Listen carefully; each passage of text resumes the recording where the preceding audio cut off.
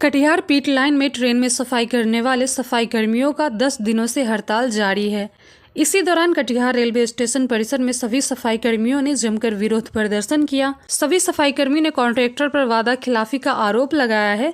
वेतन विसंगति को दूर करने और न्यूनतम वेतन को बहाल करने की मांग को लेकर सभी सफाई कर्मी लगातार प्रदर्शन कर रहे हैं।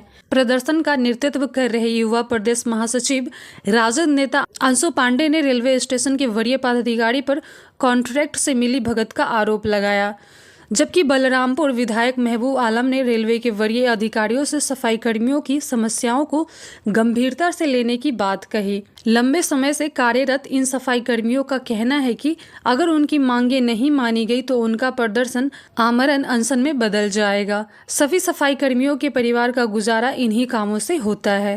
मैं देख रहा हूं कि कटिहार जो रेल डिवीजन है, कटिहार रेल डिवीजन के तहत जो डावेटोला लाल कोठी रेल से सटे हुए मजदूरों की एक बस्ती है और आज कटिहार रेल डिवीजन और रेल की स्थापना से लेकर आज तक ये लोग रेल की सेवा करके, रेल में मजदूरी करके अपने बाल बच्चों की रोजी रोटी हासिल कर रहे हैं और रेल की सेवा में लगे हुए हैं। तो पीट लाइन सफाई कर्मी मजदूरों के साथ ये दमन क्यों हो रहा है?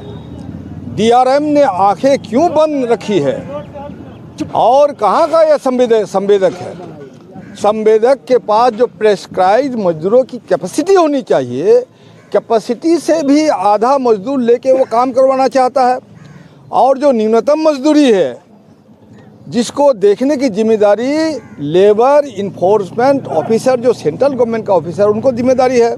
और साथ साथ यहाँ सुप्रिंटेंडेंट ऑफ लेबर जो बिहार सरकार है वो भी देखेंगे, हम लोग भी देखेंगे कि हमारे मजदूरों के साथ न्यूनतम मजदूरी का पेमेंट हो रहा है कि नहीं हो रहा है।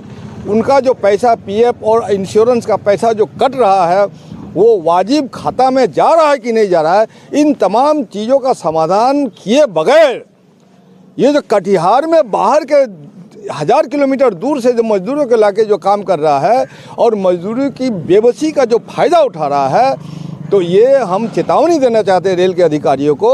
मैंने अभी एसपी रेल से भी बात की, डीआरएम से भी बात की कि आप लोग आंखें खोल के इन समस्याओं को देखिए, इनके जो डेलीगेट उनसे बात कीजिए और बाहरी मजदूर को यहाँ दूसरी जगह भेज, लखनऊ में भी काम हो रहा है वहाँ काम करे, यहाँ लोकल मजदूर काम करेगा। और मजदूरों की बेबसी, उनकी संख्या को लेकर के अगर आप इग्नोर करते हैं तो कटिहार की जनता को लेकर के मैं हस्तक्षेप करूंगा और उचित मुआवजा के साथ, मजदूरी के साथ, सम्मान के साथ इन लोगों को काम देना होगा। ये रेल को ये गारंटी करनी होगी। ये कटिहार का अस्मिता और स्वाभिमान का सवाल है। इसलिए मुझे पता चला, मैं पटना से आ रहा हूँ, सुबह पता चला तो मैं यहाँ इन लोगों के सहानुभूति और संवेदना प्रकट करने आया हूँ। मैं अपना समर्थन देने आया हूँ। अभी मैं राजनीति नहीं कर रहा हूँ, लेकिन जरूरत पड़ने पर बड़ी राजनीति होगी। हजारों लोगों को लेकर के घेराव करने की पॉलिसी हम बनाएंगे और डीआरएम इसका जिम्मेदार है, जवाबदेह है।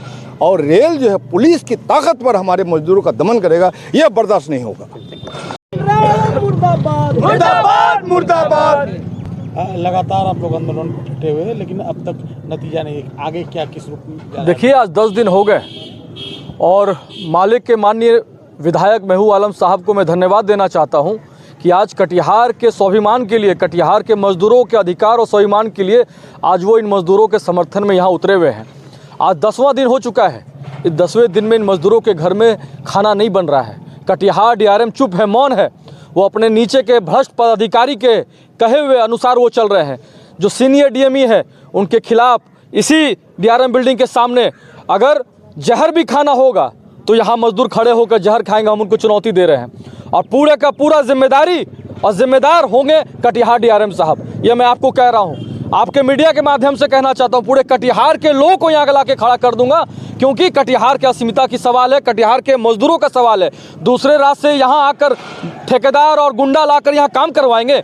इन मजदूरों को धमकी दे रहे हैं कि आपकी हत्या हम करवा देंगे। आपकी औकात है तो आप इन पे हाथ लगा के देखें।